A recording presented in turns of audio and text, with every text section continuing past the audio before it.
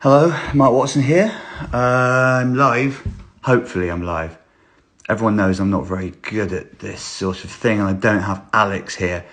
Can you just let me know if you can hear this? I've been let down by my technology before. If you can hear me, then we're all good. And I have committed. I've got my phone fixed when the sound wasn't working very well. Instagram is not my natural habitat, it's fair to say, but you do your best. Right, people can hear me. Thank you for the hearts. Thank you for the reassurance. So, I am here. Let's not piss about here. I'm here to talk about, we can piss about a bit. I'm here to talk about the Access Comedy Festival, which someone says I'm deaf, by the way. If you are deaf, I may as well say at this point that one of the things the festival will have is as close as possible to full signing. We'll have signers on. There'll also be captioning. Anyway, so one thing at a time. Sophie asks, what is your natural habitat? Don't know, really. Haven't found it yet. But Twitter is in terms of social media, and that's why I was alarmed when it appeared to be going away. And it may still, of course, because a madman has bought it. Right, so this festival, this online comedy festival called Access. Yes, this will be reposted. That's Alex. That Alex is, for once in my life, not with me. Well, he will be. He'll be in the house somewhere, but I can't currently see him. The idea of this is, and you've seen a bit of this online, perhaps, and I talk about this quite a lot. I think that online comedy became an unexpected good byproduct of the lockdown, the pandemic. And to be fair, it wasn't overall. The pandemic was and is not so good. I would say I was quite down on it. But one good thing that came out of the very peculiar period 2020 to 21 was thank you, Hyman. It is an interesting shirt, isn't it? Got it from work. One of the good things that came out of it was that some of us in comedy used it as an opportunity to build communities, to reach out to people who aren't able to get to access live comedy. There are lots of reasons why people can't get to live comedy. I do feel weird sort of lecturing while looking at myself like this. As I say, not my natural habitat. Nonetheless, you do your best. Obviously, people are disabled or have chronic conditions, or there are mental health reasons why they can't get to shows.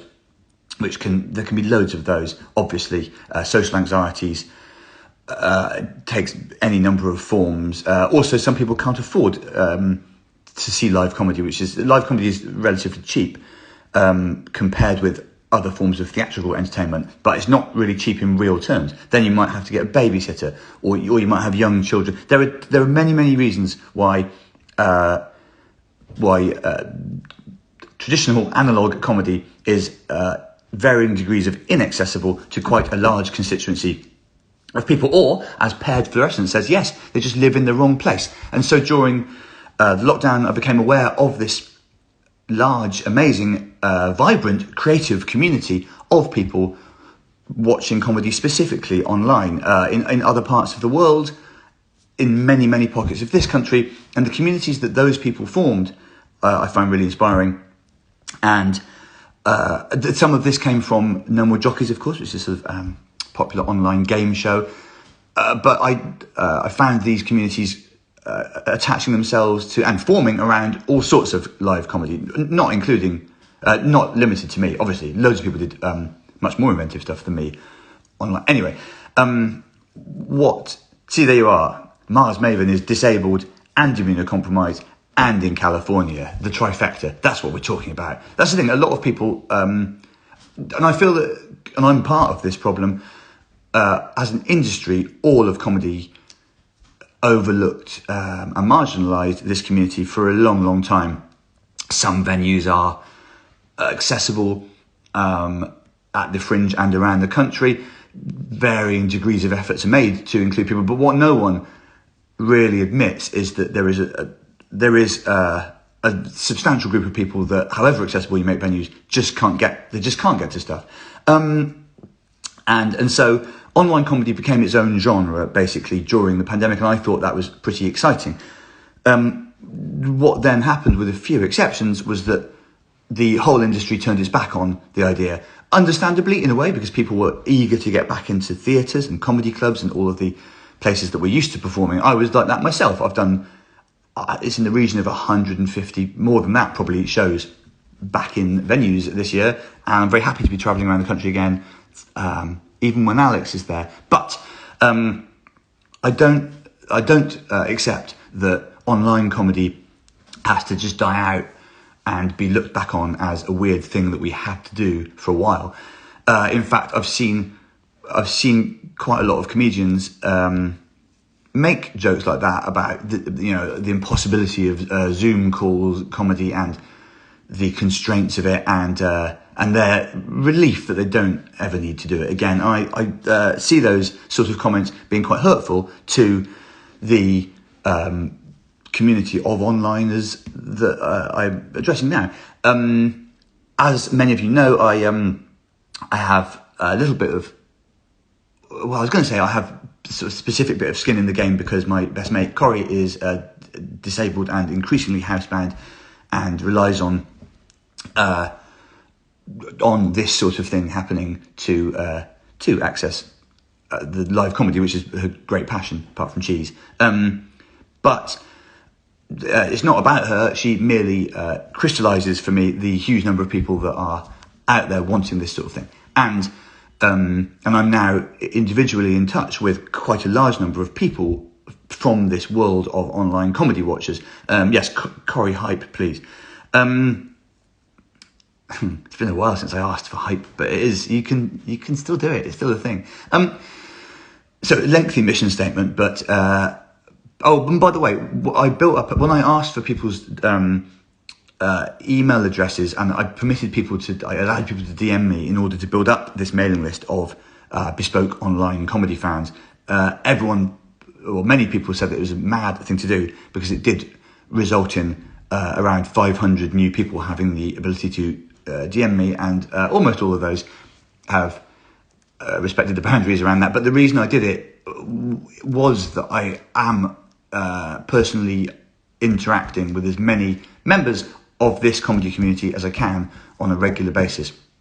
I don't see comedians as people who should just like do their thing and then stand back and well, you can do that, but I'm very engaged with every level of comedy. I produce shows as well as performing, and Impatient, my company, does actually that's not what this is, but nonetheless we are constantly looking for ways to join up all of the world of comedy, audience members and performers, the whole community. So as I say, very rambly this, but I suppose that's kind of the nature of the beast, isn't it? To details then. This festival, we can do other admin at the same, by the way. Bought your book, Hotel Alpha. Are you around the Lake District at some point? This is a bittersweet question, Paul, because I've just been travelling around the country for so long, and I've been in Kendal and Keswick and Whitehaven's not far away. But yes, I will be in the Lake District again before long, because I am always everywhere before long. So this festival then, it is a collaboration between sorry, off-topic comment, don't let it distract you, but it has, of course. I'm very distractible. Thought you had bags under eyes but just shadows from hair. Fair enough, but actually it's both. I haven't had what you'd call loads of sleep this year. So Access Comedy then is a collaboration between my amazing team at Impatient and Next Up, who have been shining lights in the distribution of online comedy. The idea is across January to put on a load of shows, nearly all of them on Zoom, most of them performed from the houses, the homes of comedians. Some of them will be in actual comedy venues and streamed. A couple of them are not in any category that I can really describe. The lineup is already quite impressive. It will open with a launch night on, I can't give all the details now, and also we don't know all the details, but the first event will be on January the 3rd, and it is a reboot of Kerry Pritchard McLean's COVID Arms, which was one of the most, if not the most important, like regular online things that happened early in the lockdown. She and her movement inspired me to do many of the things that I did, because she demonstrated that large-scale comedy gigs on Zoom were possible from an early stage. And those were hugely popular during the pandemic. Don't know, well, I do know some of the lineup, but we will reveal that separately. So Kiri's, and I'll be in it, COVID Arms on the 3rd of January.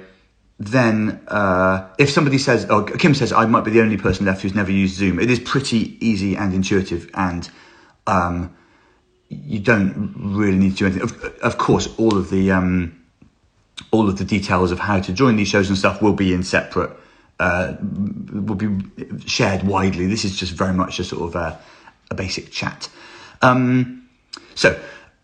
Yes, that will be on the 3rd. No More Jockeys Live will be on the 4th. I might be playing from a very special location, but we'll see. It depends on the number of factors. And then dotted around the month, various other things. There are some amazing people involved. Some of them are familiar names from online comedy, like John Robertson, who is not doing the Dark Room, he's doing something else. Bilal Zafar, Sarah Keyworth. Then there is other stuff that are people trying things out. I want a mixture of people who are established online comedy stars and people who don't normally do this kind of thing, whom I have lured in to do it. There are also a handful of, as I say, special events. One of them will take place in Bristol and will be a sort of streamed and live crossover, which is so ambitious that it hurts my head even to think about it, let alone talk about it. And also, for those of you that watch The House, the second instalment of The House, The Company, will take place. I think that is going to be January the 21st. And we have a, I don't want to talk about it too much, but I think that is going to be really good. This has all been just like jabbering away. But as I say, the formal details will all be published pretty soon. There is going to be this isn't even an announcement. This is a tease. This is what we call in the content world a tease. I am teasing you. Please, if you feel you've been successfully teased, can you just please write "I am teased" in the comments? Then I'll know that the tease has landed. I am teased. The full lineup. Well, actually, even the what happens on next Friday will probably not be the full lineup, because we're going to be adding people. And also, now that I've said that I'm doing this, more comedians will come forward, because the way comedians are, most of them, is you ask them 14 times to do something and they don't get back to you, but then when they hear that it's going well, then they do get back to you. So I anticipate being able to add some more names soon. Thank you for teasing confirmation. But at least a pretty comprehensive lineup will appear next Friday. Now, before you, thank you for continued teasing confirmations, and also thank you for those of you who are putting sort of different spin on it. As long as Alex is on about this and that, isn't he? Yes. So just to clarify, if you've joined late, then the headlines, you are being teased as to an online comedy festival which is called Access, and which you will see full details of this time next week, but which will include, at the very minimum, No More Jockeys Live, Kiri Pritchard McLean's COVID Arms rebooted, the new The House, which is called The Company, and which is a slightly more high concept affair this time, and lots of solo shows by very, very talented comedians. Before I go, a quick note on how this will all work. It is being run sort of in collaboration with Next Up, as I say, who are a major platform for online comedy, and who did loads during the past couple of years to make this sort of stuff happen, including famously streaming many shows from the Edinburgh Fringe despite significant obstacles and opposition. So the way it's going to work is because there are yes, Steve, I do remember there used to be a credit card called Access. There was a very, very successful advertising jingle: "Does you does or does you don't take Access." But I reckon it's just me and Steve on this call that remember that. Next Up Comedy are on the call, in fact, and you'll be able to tweet questions to them as well as to me. But here is the gist of it. There is a Fringe in Melbourne. Actually, there are fringes all over the world, actually, but the Fringe is generally shorthand for the Edinburgh one. So yes, because it is impossible to do tickets for this many shows, and it will be at least 20 shows, but possibly more individually, there's going to be a single season pass to the whole festival. It will be very affordable, and it will include membership to Next Up, who do shitloads of other online stuff throughout the year as well. But nonetheless, I worry that people will be intimidated by having to buy a single ticket because not everyone has any money to spare. So there are various schemes in place to make sure that it is affordable. Otherwise, the notion of access goes out the window a bit. The people at Below the Line, who are it is a collaboration of comedy fans. They have successfully run schemes before where people pledge tickets and other people in need can claim those tickets. This is now being sort of formalised and made into a proper registered charity. So the gist of it is basically, if you can't afford to buy the Next Up membership stroke subscription, which is your access ticket, you will be able to get a free one by means of this scheme, and we'll be also announcing details of how that will work exactly also next Friday. Nearly all the shows will run on Zoom. So that just means, and many of you have done this before, you just get sent a link in advance of the show. You join the show. Somebody like Alex, but it often is actual Alex, gives you instructions. You are able either to interact by being on the screen or just to have your microphone on so you can be heard. Or, of course, you can just watch in darkness and silence. And clearly, you can have as many other people with you as you want. You're only buying one ticket. We hope that this will reach a very large number of people, far more than there are actual ticket holders. That is fine.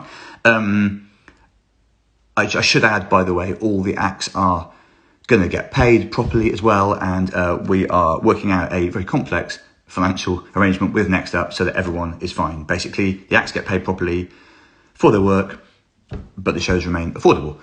Good. In other accessibility news, this has already been mentioned briefly, but the shows hopefully will all be live signed. I am working with a bunch of people on that, including Tracy and her team. Many of you will remember. How do you make Zoom shows less awkward, though, says Sophie? Well, I don't think they are that awkward. That is sort of my key thesis, basically. I think they are sort of as awkward as you want them to be. But you'll all know, if you've joined in with things over the past couple of years, that you can have a really good time doing comedy on Zoom. The chat box provides a sense of community. And as I say, it will be pretty much completely optional how much or how little you appear. Yes, number of people are asking about the sort of pay it forward type possibilities of Below the Line. This is... oh, yes, sorry, I forgot to say about the signing. Firstly, I can't guarantee that will all be sorted out. I'm hopeful. I mean, imagine trying to do signing for a live No More Jockeys. But anyway, Tracy's, I think, is capable of doing that if I can get her and her team. Yes, the other thing I was going to say was people have been asking about catch up. I don't think all shows will work the same way on this because different agents and acts have different stipulations. But most of the shows, the plan is, will be available after the event on catch up for a limited period, a bit like how Next Up ran the Edinburgh Fringe ones. So I think I've said most of what I need to say. Full details next week, hopefully this time next week, and there'll be then a booking page as well. Next Up already have a page, I believe, where you can just see a little bit more about this, a statement from me and so on. But this time next week, multiple shows should be on sale under one Next Up ticket. If I were you, I would just subscribe to Next Up anyway, if you're not already, because the amount of comedy they put online is breathtaking and the value for money is really, really good. Below the Line, you, again, might well already be following, but follow them on Twitter for explanation of how you can claim tickets or how you can raise money and donate money to help other people. There is also the fund that I have been running called Fairer Fringe, which is there to get people, again, to get more people into comedy for free. That is being sort of amalgamated with Below the Line over the next couple of weeks. So there'll be various ways you can either donate if you're in a position to do that, or benefit from those donations if you need that. Right, so in short then, the aim is that everybody that wants to watch this can. Obviously, accessibility is a very big, complex, demanding area, and there'll be many things that we still have to learn about people's specific needs, whether those are neurological or physiological, or there is still quite a lot of work to do. Anyway, lots of people have said it was worth subscribing to Next Up just for the fringe stuff, and I really endorse that. And they, I'm sure, will do similar stuff at next year's Edinburgh. And yeah, they're always putting stuff. So it would be worth getting a Next Up subscription if you had never seen me, if this chat had never happened. But it has, and we are where we are. I keep saying very quickly. Why do I keep claiming that? But in my last, I have to finish this by 11 because I have to go and speak to someone in Scotland about another aspect of this project. But I was going to say, back to this sort of soapbox bit. If you have suggestions of people you'd like to, I spend a lot of my life persuading comedians to do stuff. Sometimes successfully, sometimes not. If there are people you would like to see included on the lineup of this festival, Twitter's the best place to suggest them to me. It's easier for me to make a case to people. Like you've mentioned Tara. Well, Tara is Kiri, so actually it might well be possible to make a case to her. But yeah, if it's much easier for me to persuade people to do it if I can say, I've had 9 tweets asking you to do it. I like that people occasionally call me Mr. Fancy Pants, by the way, because I mentioned that I'm going to a place or I use a word. I might have Mr. Fancy Pants as a little, that might be in my bio actually, soon. Yes. I was going to say, we did this in September on a much smaller scale. It was called Snapfest, and it was literally just 3 pairs of shows. But the numbers on it were really good. Like far more people attended than we thought, and the spread of people geographically was impressive as well. And that's partly why we and Next Up are collaborating on this. Both of us, as teams, are very excited about the potential of attracting an audience that is global and that comes from areas not served traditionally by comedy. So I suppose what I'm saying is, if you are into this idea, please do tell as many people as you can, but especially other people who might not normally be able to see comedy of this kind, but would like it. All right, so I'm going to be banging on about this a lot now, I think, for the next couple of weeks. And when I'm not publicly banging on about it, I am, if I may use the phrase, privately banging on about it, i.e. emailing people, calling people, and doing other things relating to it. It's going to be good. Yeah. I mean, some of it will be really good. Not everything will work, but I think it will be a worthwhile experiment. And if we can muster enough people to watch it, it could be, dare I say it, revolutionary, or at least a plank in a revolutionary platform. I don't mind that, I think, as a closing word. Now, what we have to do now is finish the live, and Alex is so keen for me to save it so that he can cut it up and use clips. But will I save it successfully? I know the will is there. Thank you for being mustered. Thank you for being teased. And thank you for being enthusiastic about live comedy. One more time, follow Below the Line, Impatient Productions, and Next Up, if you are not already. And we revolt. Right, let's try and save this damn thing, and I'll see you on other socials very soon. Oh yeah, you can see me on Monday on Next Up is streaming this thing called Cracking Comedy. Vix Layton is hosting it. Loads of great people are in it. So yes, but this is an example. Next Up do so much comedy. Get on board with them. All right, fine. Thank you very much. Let's try to save this. This has been lots of people. Thank you. Bye.